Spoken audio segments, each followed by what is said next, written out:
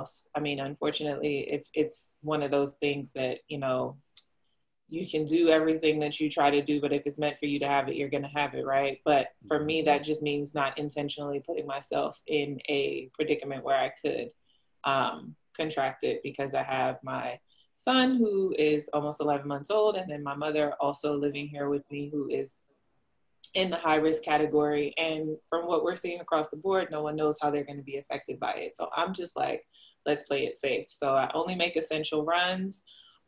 We're back in training, but training, we're able to, you know, we're outside, so we're able to social distance. And I most days wear a mask if, you know, if it's a bit of a crowded day and I may get too close to someone. And then with everything with Black Lives Matter, I'm just trying to do my part with my platform, you know, spreading the word, making sure that I even educate myself on certain things, because I think we're in cancel culture and bandwagon culture. And for me, it's important that I have the correct information.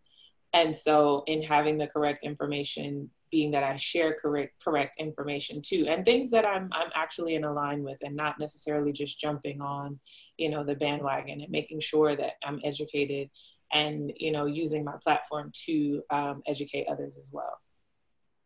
What advice can you give other people about trying to be aware about the problems that we have in society without offending people, and so we can actually have an open conversation with everybody?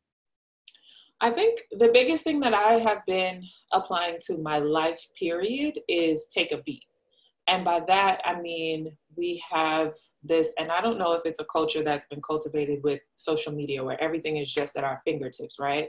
Mm-hmm. But I like to give myself a moment to process what it is that I'm seeing, process what it is that I'm reading. So everything from text messages, emails, to things I see on social media, before I react or respond, I take a beat and digest the information, because a lot of times our emotion is what's really responding, rather than having a logical process of processing the information and then responding to that. So I try, and I mean, we're obviously in an incredibly emotionally charged time. I mean, there are things that we're seeing that you just can't help but be emotional about. But I think in order for us to move forward in anything in our lives, in this Black Lives Matter movement, and anything with our lives, we do have to be strategic, we do have to be logical, and we do have to take a beat. You have time to respond. You don't have to immediately just fire off emotionally, because a lot of times in those instances, that's when you end up saying something you probably didn't mean, or it came off wrong, or you just, you didn't have the correct information because you read something wrong. So just take a beat, take a deep breath, process it, and then react. I know you have been running track for some time now. First and foremost, what inspired you to start running track, and how has that sport molded you into the woman that you are today? Man, so I've been running, yeah, that's like a loaded question, because I have been running for as long as I can remember. Both of my parents ran track. I come from a family of immigrants, so my father is from Jamaica, my mom's from Trinidad. They both came up here on athletic scholarships. So I just remember seeing track pictures, track meets, everything was track in our household. But I officially joined a team at 10. And then that was also the summer of the 96 Olympic Games. So watching that, and then a few years later, learning that my mom had actually made the 84 Olympic team for Trinidad. And so just kind of like putting the pieces together of like, you know, figuring out that I have this talent, just being born into the sport, if you will. And then I also have my mom's middle name. Natasha is my mother's middle name. So I sort of feel like I am finishing her story that she didn't necessarily get to finish, because when she had me, that was basically what ended her career. And then of course now I'm 33, I'm a mom, and I'm now more of a personal journey than I've ever been, because now it's about proving it to myself more than anything, and just especially proving it to myself that becoming a mother doesn't mean that, you know, it's a death sentence. I can still do this so long as I'm willing to put the work in, and I have the support from my village. That's incredibly important as well. But it's especially important to me this time around that I do it for myself, but also as an example for my son. How you balance being a mother as well as still being an athlete? How do you I don't balance that? know. I don't know. I'm getting that question a lot, and I don't know what the right word is, but I don't know that balance is the word. Because honestly, I just take it day by day. I try not to overcomplicate things. Life is hard enough. That is my Achilles heel. I overthink things. I make things super hard, and it's like, just keep it simple. And you know, I know that some days I'm going to be a great mom. Some days I'm going to be a great athlete. Some days I'm going to be a great businesswoman. Some days one thing might fall by the wayside, but every day I just try to give each thing 100%.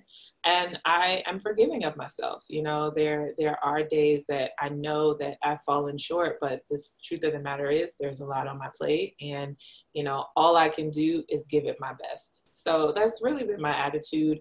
I don't know that it's a balance, but more so finding the space to be forgiving of myself and just know that I am giving everything 100%. I know you're always out in the community doing positive things. What does it mean to you that you can be a positive influence for everybody surrounding you as well as the youth?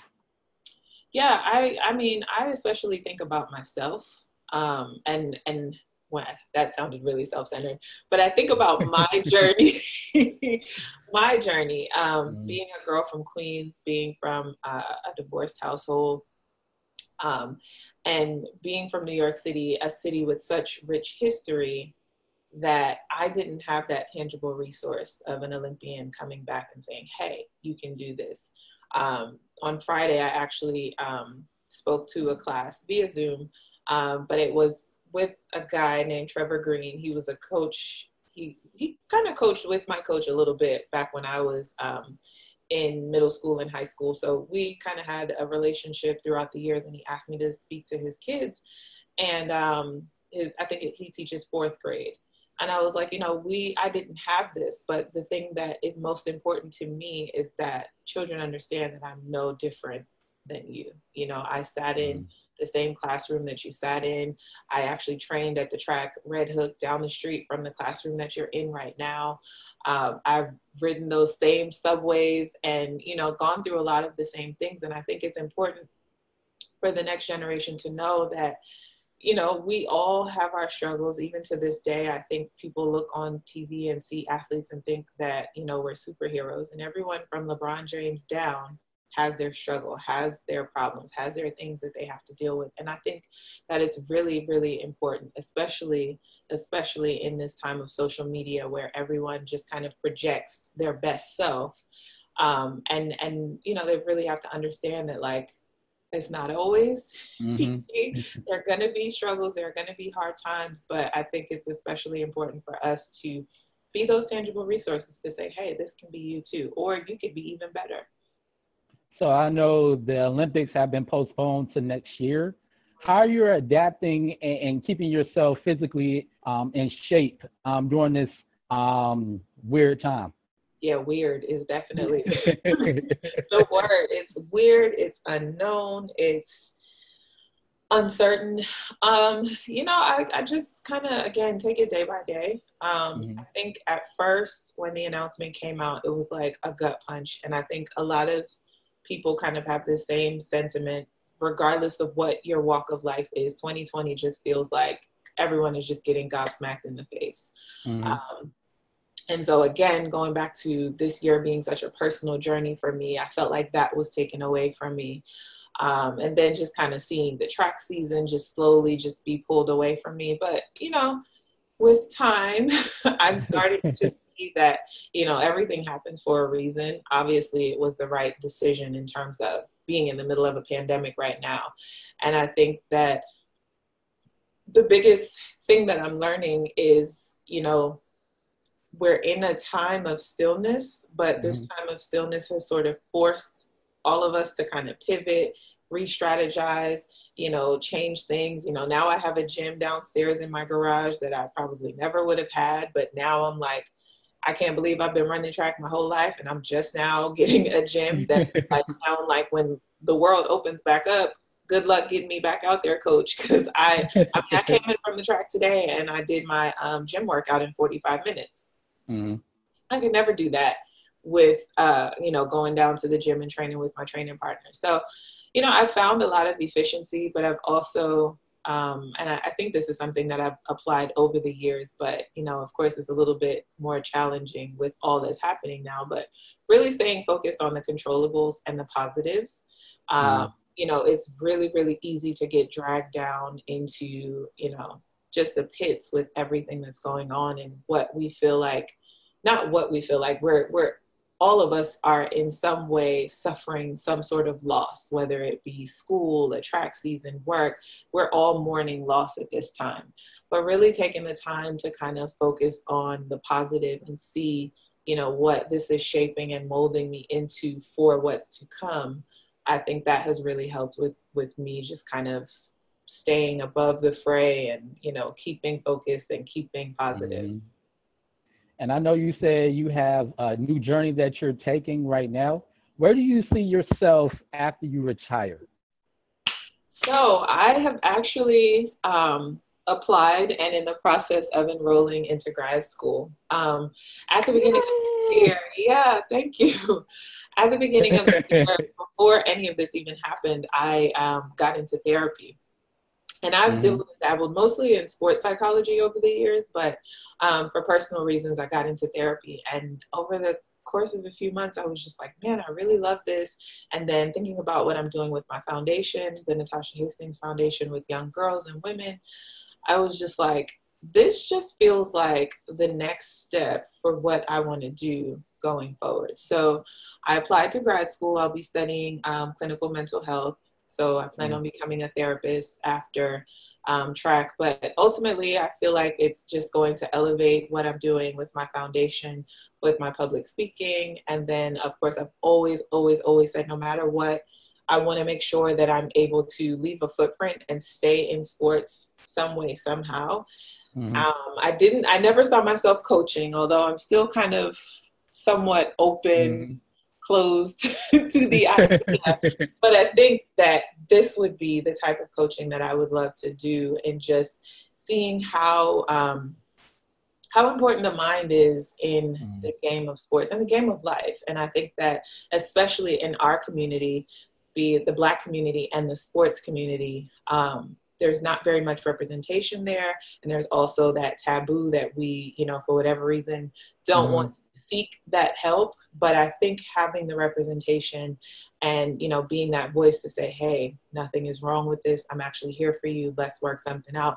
I'm really excited about that next chapter. So I start classes in September. And I'm excited about that journey because it really is something that I enjoy personally, but then I also enjoy sharing with others as well. Congratulations on that accomplishment. Thank you. That is definitely good. That is definitely good. I know how it is just getting back into school and different things of that nature. So yeah, congratulations to you. My next question is, I know you just talked about your foundation. Tell me a little bit more about the foundation and what inspired you to start your foundation. Yeah, so the Natasha Hastings Foundation, where our mission is to be a starting block for girls to become women of confidence in sport and life. We founded fall of 2017. I should know that off the top of my head. But again, it's all good. It's all good. Another project where I literally just thought about my journey and thought about, you know, what are some things that I wish that I had access to and how can I fill that gap going forward? So right now we're, like everyone else, pivoting into the virtual space. So we've been working really, really hard on our curriculum.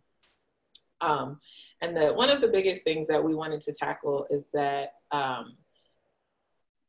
girls understanding their bodies and how it's affected through athletics. So, I mean, there's so many things that we're teaching from, you know, the benefit of sport, the doors that sport can open for you, but then also, you know, how sport can affect you, and you know, empowering girls to make the proper and necessary decisions for themselves. Over the years, I've found that there is so much information that for whatever reason we don't have access to, or we just don't know.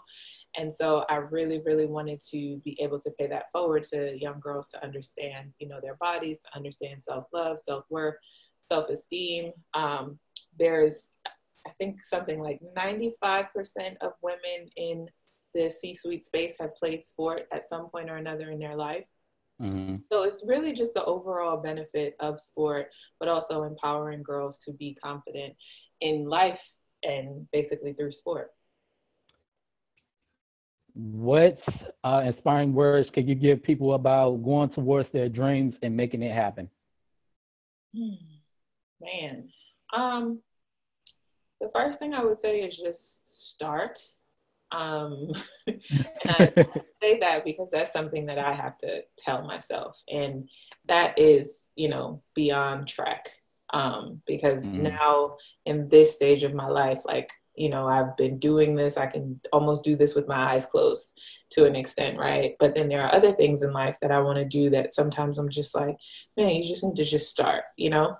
Mm-hmm. And sometimes it's just taking that first step, that leap of faith to just kind of get that momentum going. But then, of course, you got to have a plan. And once you have that plan, I think and this is actually one of our pillars in the foundation, is celebrate small victories.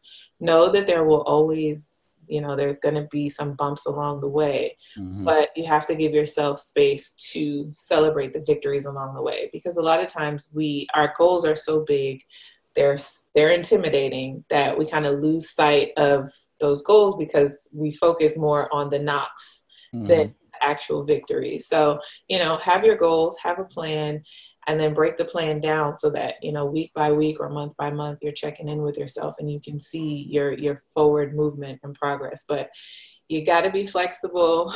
You got to know that it's going to be tough. If it's easy, it's not worth being a goal, honestly. And then just celebrate those small victories. And before you know it, you'll be where it is that you're trying to be. And if you're not there, there's something that you learned along the way to help you get to where you need to be. And my last question I'm going to ask you, since there is no sports, how are you handling not having sports on the television? I honestly, I have a 11-month-old, almost 11 months. That's my sports right there. Like, being totally honest, like, he's in this phase where he's like, he has this tabletop toy that he literally just flips right over, and I'm just like, oh my goodness. So I'm running behind him. But no, I mean, there's YouTube I've been catching up on, like, or watching, obviously, old rerun stuff, watching some track meets and stuff. And that's been cool for me too, kind of showing him. I know he has no idea what he's watching. But like, hey, that's mom right there. Right. So, you know, just, and then now I see there are some like virtual track meets and like people trying to move into, you know, getting creative with their content and, you know, keeping active. But, you know, I go out and train 3 or 4 times a week, so I get to burn that energy myself. But yeah, it's hard, but, you know, thankfully I have my son to run behind. So that's my extreme sport there. Amen. And thank you for allowing me to interview you. It's been a pleasure. I love you. You're a very phenomenal woman. I love what you do for our community, and thank you for allowing me to speak with you. Oh, I appreciate it. Thank you so much. Yes, ma'am. We'll talk soon. All right. All right, now have a blessed one. You too. Yes, ma'am. Bye-bye.